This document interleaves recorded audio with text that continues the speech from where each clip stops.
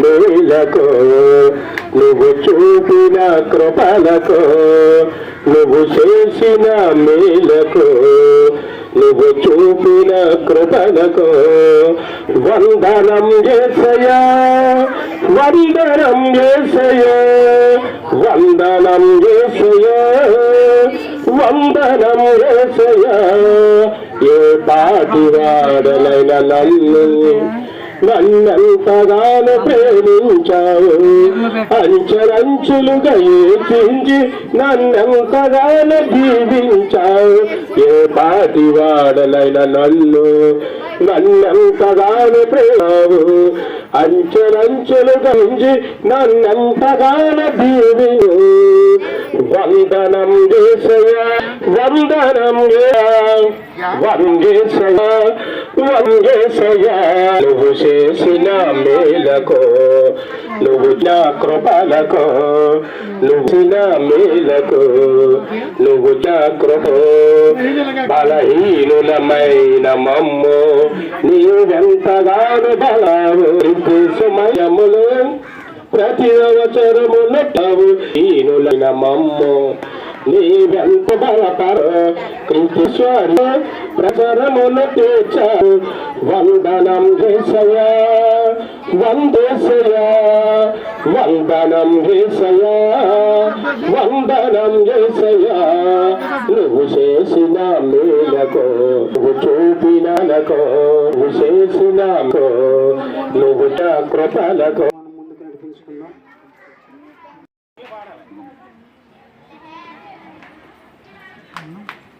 ఘనమైనవి నీ కార్యములు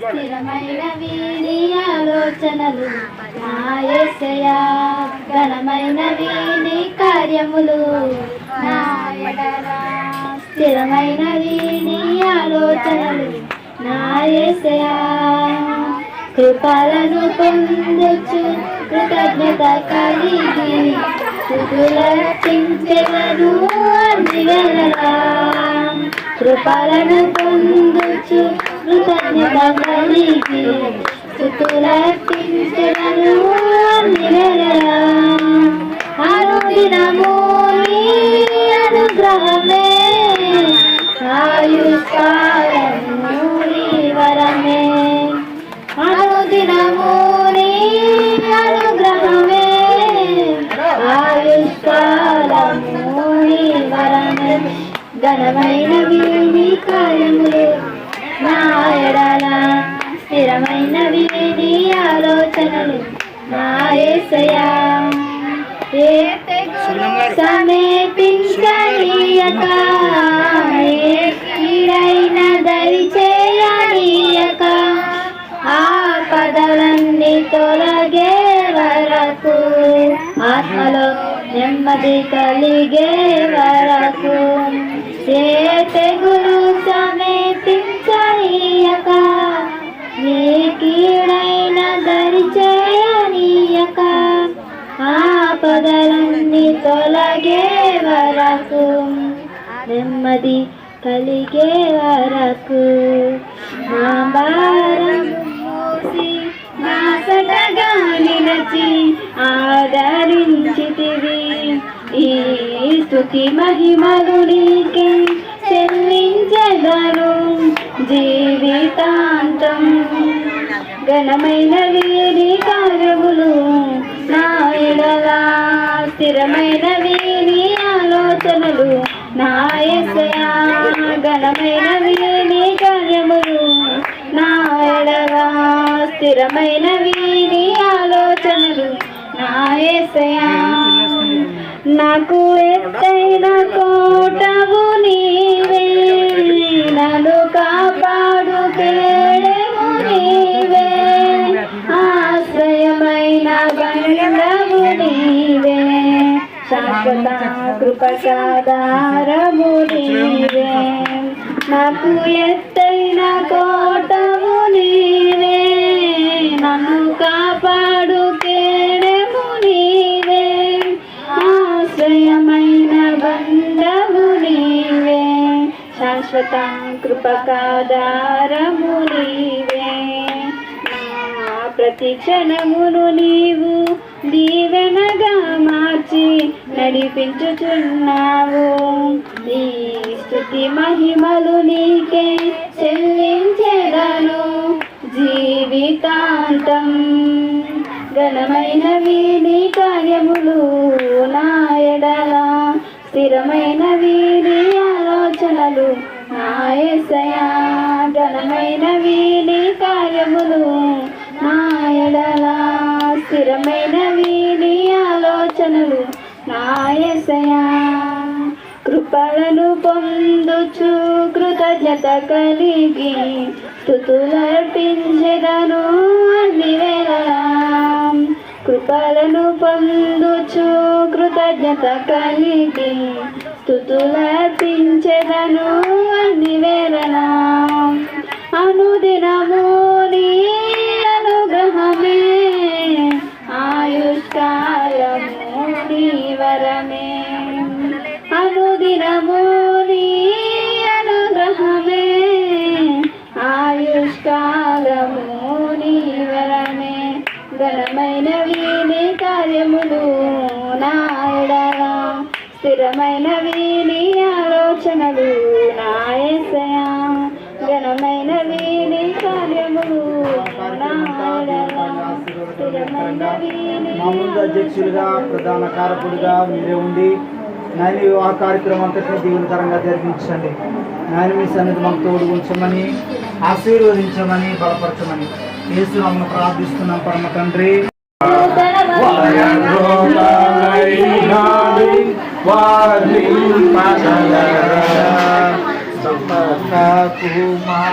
కుమారాత్మలను నీకదీవ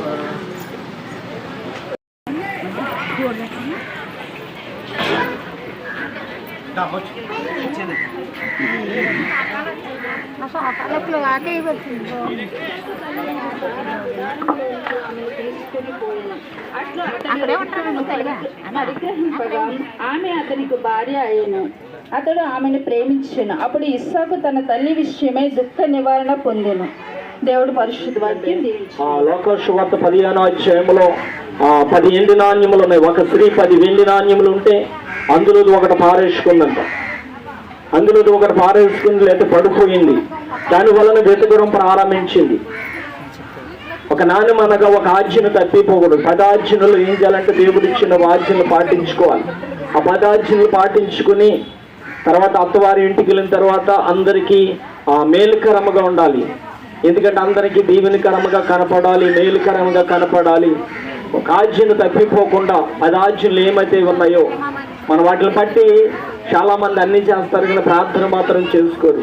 దేవుని వలన కృప పొందుకుంటే మనం ప్రార్థన చేసుకుందాం. ఈ కృప పొందుకోవాలంటే మరి సమయంలో మరి పెండ్లి కుమార్తెతో నేను మాట్లాడుతున్నాను. ఎందుకంటే అందరు వినే పరిస్థితులు లేరు కనుక దేవుని వలన కృప పొందుకోవాలి. దేవుని వలన కృప పొందుకుంటే మనకు భయం అనేది ఉండదు. ఇక్కడ దూత అంటుంది, మరియా భయపడకు, ప్రజలు కనపడలేదు అక్కడ. ఈనాడు శావుకులు చెప్తున్నారు, ఎంత చెప్పినా వినే పరిస్థితులు లేరు. చాలా మంది అంటారు ఇంకా భోజనాలు అడపలేదు అంటారు, కొంతమంది ఇంకా ముగించలేదు అంటే కొంతమంది అంటారు ఇంకెప్పుడండి అని తొందర పెడుతుంటుంటారు.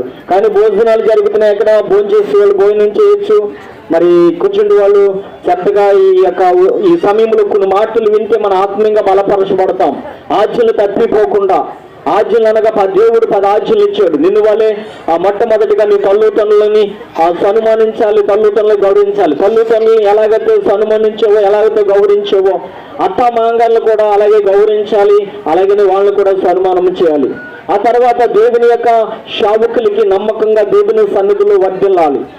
దేవుని వలన కృప పొందుకోవాలంటే క్రమం పాటించాలి. మన ప్రతి విషయంలో క్రమం పాటించాం, కానీ దేవుని సన్నిధికి వచ్చిన తర్వాత క్రమం పాటించం.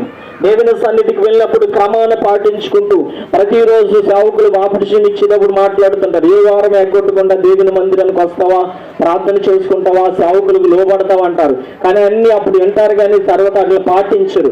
మనం ఆజ్ఞలు తప్పిపోతే, ఆజ్ఞలు అందులో ఒకటైనప్పుడు తప్పిపోతే మనం విడిచిపెట్టుకుంటాం. 10 ఆజ్ఞలు అప్పుడు ఇశ్రాయేలు ప్రజలు ఏం చేసేవారంటే 10 నాణ్యములు ఇచ్చేవారంట. ప్రధానం అప్పుడు 6 నెలలు ఆ ప్రధానం జరిగిన తర్వాత 6 నెలలు చెప్పేవారు. 6 నెలలు గడిచిన తర్వాత వివాహం చేసేవారు, లేదా 1 సంవత్సరం గడిచిన తర్వాత వివాహం చేసేవారు. ఇప్పుడైతే ఈరోజు ప్రధానము, రేపు పెళ్లి. అప్పుడు ఇశ్రాయేలు ప్రజలు అలా కాదు. 10 వెండి నాణ్యములు ఎందుకు సెంగుని కట్టివారు అంటే సెంగుని కట్టివారు. అప్పుడు ఏదన్నా పారేసుకుంటారమో, ఒకవేళ పారేసుకుంటే నమ్మకాన్ని కోల్పోయినప్పుడు ఇశ్రాయేలు ప్రజలు యెరూషలేము ప్రాంతంలో ఈ ప్రధానము 6 నెలలు లేదా సంవత్సరం లేదా 2 సంవత్సరాలు ప్రధానం చేసిన తర్వాత 2-3 సంవత్సరాలు గడిచిన తర్వాత 6 నెలలు గడిచిన తర్వాత అప్పుడు వివాహం జరిగించేవారు.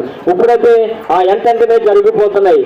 మనం చిన్నప్పుడు మన పెద్దల కాలంలో ఏం చేసేవారంటే సెంగులకు ముడేసుకుంటే డబ్బులు సెంగులకు ముడేసుకుంటే అవి పడిపోయా జారిపోయా ఆ ముడిని విడిచిపోకుండా గట్టిగా ముడేసేవారు.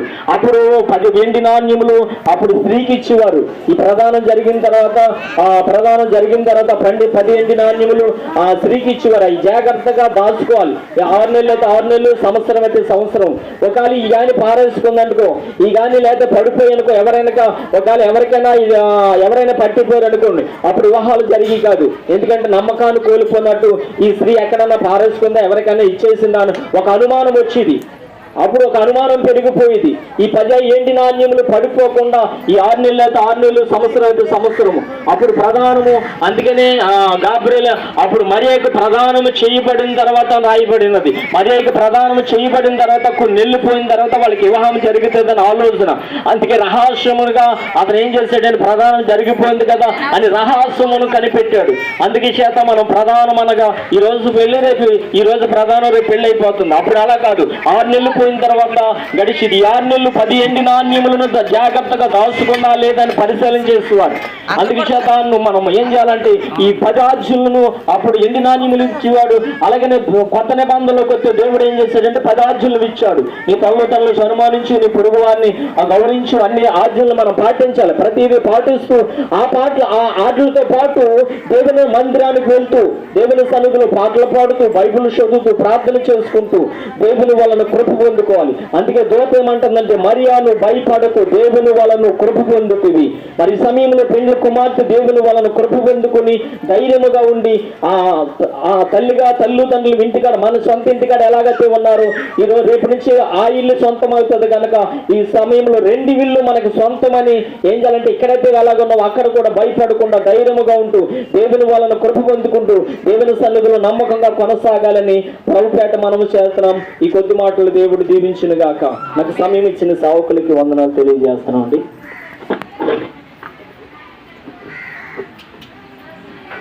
ఇక్కడ వాక్య భాగాన్ని తెలియపరిచిన పాస్టర్ గారికి ప్రభుపేట వందనాలు చెల్లిస్తూ, ఈ సమయంలో మన మధ్యలో పాస్టర్ గారు వచ్చి ఈ యొక్క వాక్యం నిమిత్తమై ప్రార్థన చేస్తారు.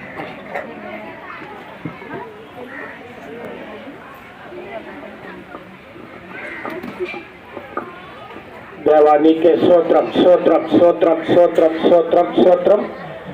పరిశుద్ధాత్మ దేవా, ఇగో మరి మా ప్రభా, ఈ మధ్యాహ్న కాలంలో మరి మా ప్రభా, ఇగో ప్రదానం చేయబడుతున్నా, ఇగో మరి మా ప్రభా కుమారి నాయనా మరి దీవించి ఆశీర్వదించండి. ఇగో నీ దాసుడు మరి మా ప్రభా మరి రిబక మరి ఎంత మరి నైనా మందిరానికి వచ్చి నైనా మరి వివాహానికి మరి తీసుకెళ్ళమన్నప్పుడు మరి అబ్రహాం మరి సేవకుడు మరి సిద్ధపడినట్టుగా మరి అలాగే మరి మా ప్రభా మరి పెళ్లి కుమార్తె కూడా సిద్ధపడి ఉన్న తండ్రి, మరి తన పట్ల మీరే తోడే నడిపించండి. ఈ జరగబోయే కార్యక్రమం అంతట్లో తోడే నడిపించి దీవించమని యేసయ్య నామములో అడుగుతున్నాం తండ్రి, ఆమేన్. ప్రార్థన చేసిన పాస్టర్ గారికి ప్రభుపేట వందనాలు చెల్లిస్తూ, మన మధ్యలో ఉన్న కేసుపల్లి ఆ ప్రాంతాల్లో పరిచయం చేస్తున్న పాస్టర్ తిమోతి గారు వచ్చి కొంత సమయం వాక్య భాగాన్ని వివరించవలసిందిగా ప్రభుపేట వారికి ఈ సమయాన్ని అప్పగిస్తుంది. దేవుని పరిశుద్ధమైన నామానికి మహిమ కలుగును గాక. కావేరి మన ముందుండి ఈమె జరగబోతున్న వివాహం కొరకై ప్రస్తుతానికి సిద్ధపడి ఉంది.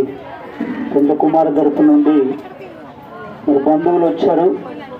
వారందరూ మరి బిడ్డను ప్రదానం చేసుకుని మరి తీసుకొని వెళ్ళట కొరకు వారు సిద్ధపడి ఉన్నారు.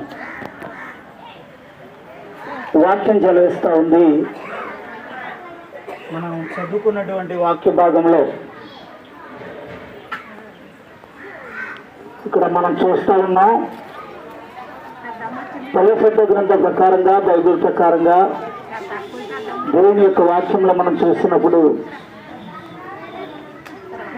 ఆదికాండ గ్రంథంలో అబ్రహాము ఇసాకు కొరకు వివాహాన్ని చేసే ముందుగా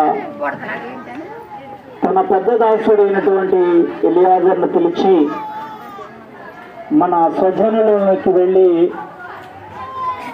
ఇసాకు నిమిత్తము ఒక కుమార్తెను వివాహం కొరకై సిద్ధపరిచి తీసుకురమ్మని పంపించినప్పుడు మరి యొక్క లాభాన్ని ఇంటికి వెళ్ళినట్లుగా మనం చూస్తూ ఉన్నాం. ఇప్పుడు వాక్యంలో మనం చూస్తూ ఉన్నాం. ఆదికాండ గ్రంథం ఇందాక మనం చదువుకున్నాం 50వ వచనం నుంచి. లాబాను బేతేలును పిలిచి, బేతేలుకును ఇది యెహోవా వలన కలిగిన కార్యము, మేమైతే అవునని కానీ కాదని కానీ చెప్పజాలము అంటున్నాడు. దేవునికి స్తోత్రం కలుగునుగా. హల్లెలూయా. రెండు చేతులు వేగి దేవునికి స్తోత్రం చేద్దామండి. ఆలస్యంగా వచ్చారు, మేము చాలా బెందరాడే వచ్చి ఇక్కడ కూర్చున్నాం, మీరు వస్తారని. మరి ఈ కార్యక్రమం ఎంత విలువైంది కనుక మరి ఆలస్యం మేరకైనా మీరు కొంచెం ఓర్చుకోవాలి తప్పదు ఈరోజు. మరి ఎందుకంటే అన్ని క్రమంగా జరిగించాల్సి ఉంది కనుక తొందరగా జరిగించేది ఏమీ కాదు ఇది. కనుక సహకరించాలని ప్రభు గారట పెండ్లి కుమార్తె తరఫున వచ్చినటువంటి బంధువులకు నేను తెలియజేస్తా ఉన్నాను. వాక్యంలో చెప్పిన రీతిగా మరి ఇది యెహోవా వలన కలిగిన కార్యం. మరి దేవుని మహాకృప చేత పెండ్లి కుమారుని తరపున యొక్క బంధువులు, కుటుంబీకులు, అలాగే మరి పెండ్లి కుమార్తె యొక్క తరఫున సంఘస్థులు, కుటుంబీకులు ఎంతో ప్రార్థన చేశారు. మరి ప్రార్థన ఫలితంగా దేవుడు ఈ బిడ్డని రోజు వివాహ కార్యక్రమం కొరకు ఆమె చీకటిలోనే లేచి తన ఇంటి వారికి భోజనం సిద్ధపరచును, తన పనికత్తలకు భక్తులను సిద్ధపరచును అనే మాట చూస్తూ ఉన్నాం. యోగ్యురాలు ఎలా ఉంటుంది అంటే తొందరడలే వేసి. దేవునికి స్తోత్రం. హల్లెలూయా. ఈ మాట ఏంటి కూడా అందరికీ కోపం వస్తుంది. తొందరడలు వేయడం అంటే చెప్పండి, చాలా కష్టంగా అనిపిస్తుంది ఇప్పుడు ప్రస్తుతానికి. కానీ ఈ బిడ్డ అలా కాదు, తొందరడలు వేస్తుంది. చక్కగా మరి తన ఇంటి వారికి కలిగినటువంటి సమస్తము కూడా మరి కుటుంబానికి కలిగినటువంటి కుటుంబ బాధ్యతలను స్వీకరించి చక్కని బిడ్డగా ఉంటుందని ఆ ప్రభు గారట నేను తెలియజేస్తా ఉన్నా. దేవునికి మహిమ కలుగునుగా. స్వాధీనపరచబడుగాక అని ఆమెను దీవింపగా రెబెకా ఆమె పనికత్తెలను లేచి ఒంటెలనెక్కి మనుషుని వెంబడి వెళ్ళిరి. అట్లు సేవకుడును రెబెకాను తోడుకొని పోయాను. దేవునికి స్తోత్రం కలుగును గాక. హల్లెలూయా. మరి సమయంలో మరి కుమార్తె కావేరిని మరి మేము ఈ యొక్క వస్తు సామాగ్రితో ఆ బిడ్డను అలంకరింపజేసి బిడ్డను ఆశీర్వదించి పంపించాలని మేము కోరుకుంటా ఉన్నాం. కనుక ఈ సమయంలో బంధువులైన వారు చిన్న ప్రార్థన చేసిన తర్వాత మీరు తెచ్చిన వస్తు సామాగ్రి అంతా ఇక బల్ల మీద పెట్టినట్లయితే వీడియో వారు తీసుకుంటారు. ప్రార్థన చేసి అమ్మాయికి ఇస్తే మీరు పట్టుకుని అబ్బాయి అమ్మాయి చేతులు పెట్టాడు. చిన్న ప్రార్థన చేస్తాను. సామాగ్రి మీరు అప్పగిందరు చిన్న ప్రార్థన కళ్ళు మూసుకోండి, ప్రార్థన చేద్దాం. సకలాశీర్వాదములకు కారణభూతుడు అయిన ప్రభువా, గనుడా, మహోన్నతుడా, మహా గొప్ప దేవానికి స్తోత్రాలు తండ్రి. ఇదిగో నాయన కావేరిని నాయన సందుబాబుకి ఇచ్చి పెళ్లి చేయటానికి మరి ఒక ప్రధాన కార్యక్రమం నిమిత్తమై సిద్ధపరిచిన వస్తువుల సామాగ్రిని బట్టి మీకు స్తోత్రం. వీటిని మీరు ఆశీర్వదించండి. ఇదిగో నాయన వీటిని అలంకరించుకొని నాయన నీకు స్తోత్రాలు తండ్రి. ఆ యొక్క వివాహము కొరక నీ బిడ్డ నాయన నీకు ఆత్మతోనూ నాయన నీకు స్తోత్రాలు పరిశుద్ధతతోనూ చక్కటి మన సాక్షితో నీ బిడ్డ సిద్ధపడి వివాహం కొరకు నాయన నీ బిడ్డ సిద్ధపడి వెళ్ళినట్లుగా నీ కృప దయచేయండి. వీటిని అలంకరించుకొని చుండగా నీ మహిమ ఐశ్వర్యములో నుండి నీ ఆశీర్వాదమును నీ కృపని పరిశుద్ధతను అనుగ్రహించి నీ బిడ్డను అలంకరించమని ప్రార్థన చేస్తా ఉన్నా. కృప చూపండి, మహిమ పొందండి, దీవించమని యేసు నామమున అడుగుచున్నాము తండ్రి. ఆమేన్. దయచేసి అటు చూడండి ఒకసారి అమ్మాయిలా చూడు. ఓకే, మీరు కూడా పట్టుకోండి. తల్లి పట్టుకుని మీరు ఇది కలిపి అమ్మాయికి ఇవ్వండి. ఒక్కసారి అమ్మ నువ్వు చేయిపెట్టు. ఓకే, నమస్తే తల్లి. ఓకే. ఒక తల్లి వస్తువులన్నీ ఇచ్చాను తల్లి, వస్తువులన్నీ ఇచ్చాను, తీసుకెళ్ళి త్వరగా సిద్ధపరచుకుని తీసుకురండి తల్లి. మీరెంత త్వరగా వస్తే అంత త్వరగా వారు భోజనం చేస్తారు. ఓకే, పెళ్లి కుమార్తెకు బట్టలు అలంకరించి త్వరగా తీసుకురావాలని తెలియజేస్తా ఉన్నాను. సంఘబిడ్డలు వచ్చి ఎవరైనా 1-2 పాటలు పాడాలని ప్రభు గారు తెలియజేస్తున్నాను. సంఘబిడ్డలు ఎవరైనా రండి తల్లి. సంఘబిడ్డలు వచ్చి ఒకసారి 1-2 పాటలు పాడండి. ఆనంద ఒక పాట పాడు.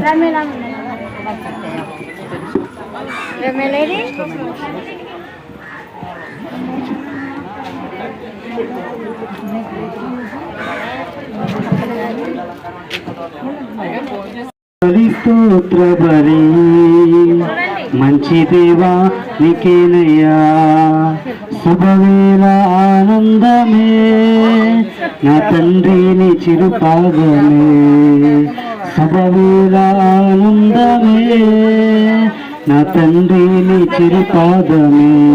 కోటి కోటి స్తోత్రం దడి, కోటి కోటి స్తోత్రం దడి, కోటి కోటి స్తోత్రం దడి, స్తోత్ర బలి స్తోత్ర బలి తండ్రి దేవా నీకేనయ్యా, శుభవేళ ఆనందమే నా తండ్రిని చిరుపాదమే. నిన్నటి బాధలంతా నేటికి మాయమయ్యే, నిన్నటి బాధలంతా నేటికి మాయమయ్యే, నెమ్మది ఉదయించే అది శాశ్వతమైనదయ్యా,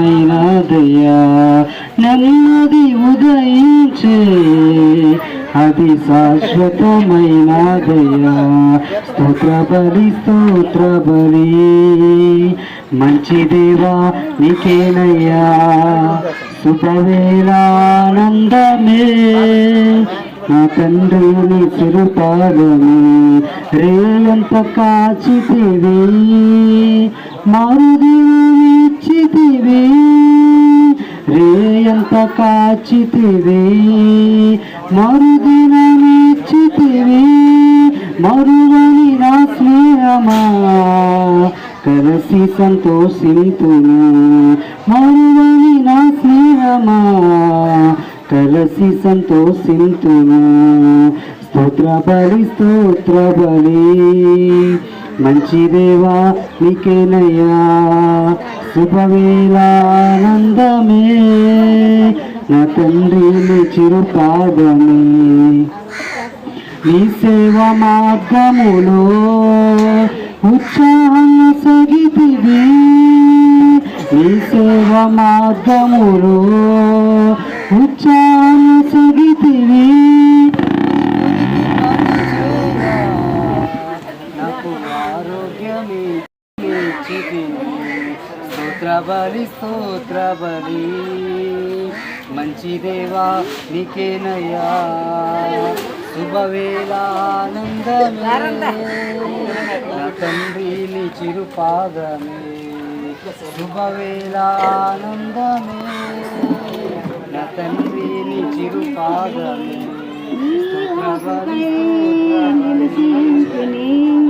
నా ప్రార్థన ఆలకించుమా ప్రభువా, నా ప్రార్థన ఆలకించుమా. ఎన్ని తలచినా ఏది అడిగినా జరిగేది నీ చిత్తమే ప్రభువా, జరిగేది నీ చిత్తమే. నీ తోడు లేక నీ ప్రేమ లేక ఇలాలోన ఏ ప్రాణి నిలవలేదు. అడవి పువ్వులే నీ ప్రేమ పొందగా, అడవి పువ్వులే నీ ప్రేమ పొందగా. నా ప్రార్థన ఆలకించుమా ప్రభువా, నా ప్రార్థన ఆలకించుమా. ఎన్ని తలచినా లోకమంతయో నన్ను విడిచిన నీ ఉండి వేరు చేయవో నా ప్రభువా, నీ ఉండి వేరు చేయవో. ఎన్ని తలచినా ఏది అడిగినా జరిగేది నీ చిత్తమే ప్రభువా జరిగేది నీ చిత్తమే ఆరిపోయిన నా ఎలుగు దీపము ఆరిపోయిన నా ఎలుగు దీపము వెలిగించు నీ ప్రేమతో నా ప్రభువా వెలిగించు నీ ప్రేమతో ఎన్ని తలచినా ఏది అడిగినా జరిగేది నీ చిత్తమే నా ప్రభువా జరిగేది నీ చిత్తమే.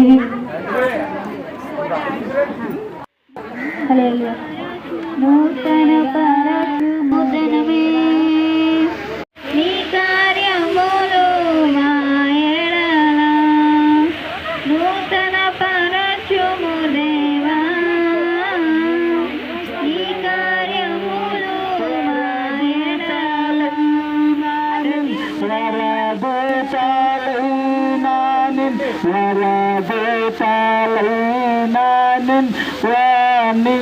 వర్ణించగలరా. హల్లెలూయా. సమయంలో మరి బృంద కార్యక్రమాన్ని చేసుకుందామండి.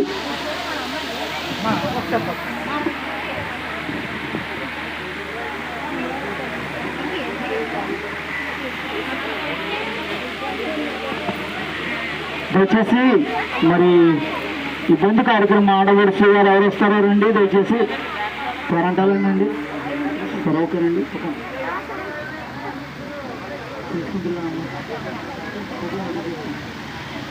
తీసుకుంటాను బంధు పట్టుకోండి. అది ఓకే ఆవిడ చేయబడి అన్నీ కనపడినామండి. మళ్ళా రేపు పొద్దున ఫోటోలు చూసి నేను మిస్ అయ్యానంటది ఆవిడ. మీరు ఓకే ఓకే తల్లి తల్లి కుమార్ గారు కూర్చారంటారు. కొంచెం ఏమనుకోకుండా కొంచెం పక్కకు పెట్టాను అమ్మని మోకరం చేయండి. ఏ చెవి తీసేయమంటారా? నీ కృప ఈ బిడ్డ పట్ల వివాహం పట్ల విస్తరింప చేయుదుగాక.